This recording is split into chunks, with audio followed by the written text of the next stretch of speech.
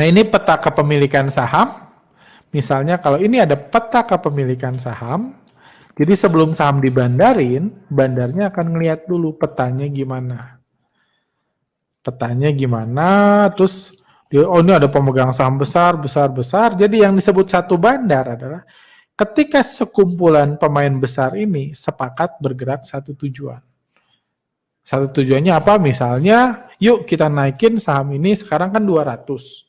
Yuk kita sama-sama naikin ke 500. Caranya kayak tadi naikinnya. Nanti di 500 kita jual. Kita sama-sama jual. Jadi sekumpulan orang ini sepakat bergerak satu tujuan, inilah yang disebut bandar. Sekumpulan ini bisa bergerak satu tujuan juga bisa. Cuma dia nggak menguasai supply, cari mati. Kayak itu sebabnya nggak ada orang mau ngegoreng harga bunga matahari misalnya. Karena semua orang punya bunga matahari, orang bego yang naikin ngegoreng harga bunga matahari ketika semua orang bisa jualan. Jadi yang menggoreng harus menguasai supply. Karena kalau kita naikin nanti dihajar sama dia atau kita nggak punya uang buat beli saham mereka. Jadi mereka bergerak satu tujuan itu disebut bandar, sisanya disebut retail. Kalau bandar pemain besar bergerak satu tujuan, sisanya kalau ada 5.000 retail bergerak ke 5.000 tujuan. Itu sebabnya retail nggak bisa gerakin harga. Kenapa ya? Karena ya harga saham di retail kalau ada 5.000 retail bergerak 5.000 tujuan. Di satu harga yang sama ada yang ngira bakal naik, ada yang ngira bakal turun, ada yang beli, ada yang cut loss, ada yang average up, ada yang average down di satu harga yang sama, nggak sepakat. Kalau mereka sepakat, yuk kita sama-sama naikin di 500, nanti di 500 kita jual. Itulah bandar. Syarat kedua menjadi bandar adalah harus punya modal besar. Karena buat mempromosikan, buat menuhin running trade, buat nebelin antrian, buat naikin harga kanan, itu butuh modal besar. Butuh modal yang besar, jadi punya modal juga. Kayak gitu. Jadi itulah dua syarat bandar, dan bandar simply adalah sutradara saham yang mengatur pergerakan harga. Bukan cuma di saham, ada bandar anturium. Sekarang ini juga katanya ada tanaman hias yang lagi mulai digoreng-goreng ya. Itu juga mungkin jadi the next anturium. Kalau di bursa global ada tulip mania, itu juga menurut saya sama. Walaupun saya belum hidup pada saat itu, jadi nggak bisa mempelajari langsung. Cuma menurut saya itu pun sama. Dan di banyak negara, di banyak hal, ada banyak hal yang digoreng-goreng, udah itu akhirnya jatuh. Juga di bursa saham, sehari-hari ada yang seperti itu. Jadi kurang lebih itulah how the market works. Silahkan kalau ada yang punya pertanyaan, silahkan disampaikan. Selanjutnya saya kalau ini tentang bandar, atau biar nggak lupa kita break dulu mungkin 5 menit lagi tentang ini sebelum kita masuk ke chapter selanjutnya.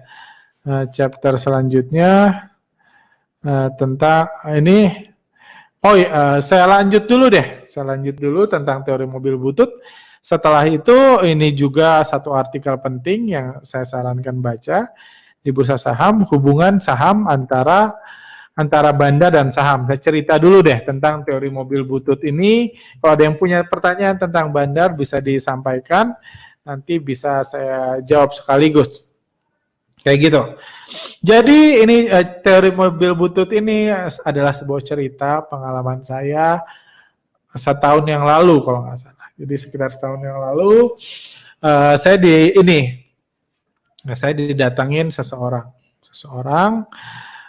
Dia itu dia itu pemilik emiten lah, salah satu inilah, saya nggak bisa sebut sahamnya, cuma intinya dia pemilik emiten lah, pemegang saham mayoritas di perusahaan. Jadi itu dia buat jadi dia waktu itu dia beberapa tahun lalu dia IPO, terus harganya naik selama 1-2 minggu kalau nggak salah setelah IPO, harga sahamnya IPO, terus dia naik harga sahamnya, terus setelah naik jatuh harga sahamnya. Dia sendiri nggak bisa jualan karena dia di lock saham dia, beberapa bulan pertama dia lock, Jadi dia IPO, dia memang dapat dana dari publik, udah itu dia naik, harganya naik, terus jatuh. Itu dia pemilik perusahaan. Dia pemilik perusahaan, dia cerita ke saya kan, dia naik terus jatuh. Terus dia pas jatuh udah sampai turun ke bawah harga IPO-nya. Turun harga, dia pengusaha ini. Perusahaannya pun cukup dikenal publik, produknya, jadi dia itu yang terjadi pertama. Terus lucunya setelah harga sahamnya jatuh, dia mulai bingung. Terus dia tanya, karena kan dia underwriter-nya kan ada analis sekuritas. Analisnya bilang, oh tenang aja, ini memang kondisi lagi kurang kondusif, nanti juga naik kayak gitu. Terus dia bilang, Bapak fokus aja ke kinerja perusahaan, nanti perusahaan kalau profitnya naik, harganya akan naik sendiri. Seperti itu. Itu juga harganya akan naik sendiri, nanti harganya bakal dikerek dan lain-lain. Jadi itu yang diceritakan oleh oleh si analisnya. Dia awalnya percaya. 1 tahun pertama, 2 tahun pertama, dia fokus aja memperbaiki perusahaannya. Dia fokus memperbaiki perusahaannya, 2 tahun, 3 tahun, nggak naik-naik harga sahamnya. Tidur aja di bawah. Harga sahamnya tidur, nggak naik-naik, terus dia bingung. Ya dan dia, at one point dia jadi murka, jadi kesel. Kenapa dia jadi murka? Karena ketika harga sahamnya dinaiki, nggak lama kemudian, kalau nggak salah awal tahun lalu atau akhir tahun 2018, ada kompetitornya IPO. Kompetitornya IPO di bisnis yang sama, dia kenal orangnya, tapi dia dia tahu bisnisnya itu perusahaan kecil bagi dia. Perusahaan abal-abal katanya. Itu perusahaan abal-abal, perusahaan yang ini bisnisnya seadanya, IPO juga. Tapi betapa murkanya dia ketika kompetitornya yang perusahaan abal-abal itu harga sahamnya terbang terus. Setelah IPO harga sahamnya naik, bukan cuma 2 minggu kayak dia, harga sahamnya terus naik. Sementara dia yang perusahaannya bagus, semakin bagus, profitnya naik, harga sahamnya nggak naik-naik. Kesal dia, akhirnya dia kesal, terus dia curhat-curhat, singkat cerita ketemulah sama saya. Ngobrollah sama saya, karena dikenalin, wah ini mungkin ngasih jawaban dari sudut pandang bandarmologi, karena secara fundamental dia ownernya kok. Dia tahu sendiri perusahaannya bagus, semua harga sahamnya nggak naik-naik. Terus dia cerita yang kurang lebih kayak saya itu. Saya pas dia cerita cuma senyum-senyum, aduh nih bapak polos banget kayak gitu. Cuma senyum-senyum, dia sendiri bingung gitu. Dia sendiri bingung kenapa perusahaan bagus, perusahaan dia harganya bahkan turun di bawah harga IPO nggak naik-naik. Padahal perusahaannya jauh lebih bagus yang dia tahu sendiri. Sementara perusahaan saingannya yang baru IPO, yang kualitasnya lebih rendah, harganya bisa terus naik. Dia cerita gitu, saya cuma senyum-senyum gitu. Bapak polos banget. Terus saya jawab, kurang lebih dari situlah muncul ide menulis teori mobil butut ini. Jadi saya analogikan, Pak. Jadi saham itu seperti dianalogikan perusahaan, emiten, itu seperti mobil, saya bilang. Seperti mobil. Mobil ada yang bagus, ada yang jelek. Mobil ada yang bagus, ada yang jelek. Mobil ada yang dirawat, ada yang diterlantarkan. Mobil Bapak, perusahaan Bapak adalah perusahaan bagus, mobil bagus. Mobil Bapak setiap tahun di-upgrade, dimodif, dirawat, dan lain-lain. Itu mobil Bapak. Itulah mobil Bapak. Di sisi lain, mungkin yang saingan Bapak itu mobilnya mobil butut. Udah mobilnya kualitasnya rendah, nggak dirawat, nggak lain-lain. Terus saya tanya, pertanyaannya, kalau ada mobil bagus dan mobil butut, mobil mana yang sampai tujuan duluan? Saya tanya kayak gitu. Si Bapak itu mikir, ada mobil bagus, ada mobil butut, mobil mana yang duluan sampai tujuan? Dan Bapak itu jawab, mobil bagus. Saya bilang senyum lagi. Aduh nih Bapak, gitu. Sejak kapan mobil bagus bisa sampai tujuan duluan? Karena di mana-mana yang menentukan tujuan, yang membuat mobil sampai tujuan adalah supirnya. Mau sebagus apapun mobilnya, kalau nggak ada supirnya ya nggak ada bedanya.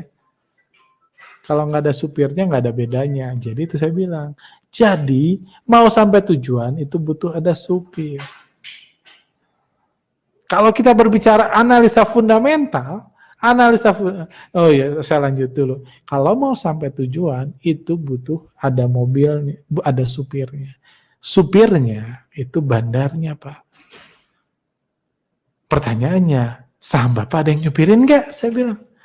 Ada yang ngatur pergerakan harganya, dia sendiri bingung kan, siapa yang nyupirin? Lah, ya kalau nggak ada yang nyupirin gimana mau gerak Pak? Bapak boleh merenov mobil Bapak, warnanya dirubah, dicat, bannya diganti, dan lain-lain. Tapi kalau nggak ada yang nyetir, ya nggak gerak Pak. Saya bilang.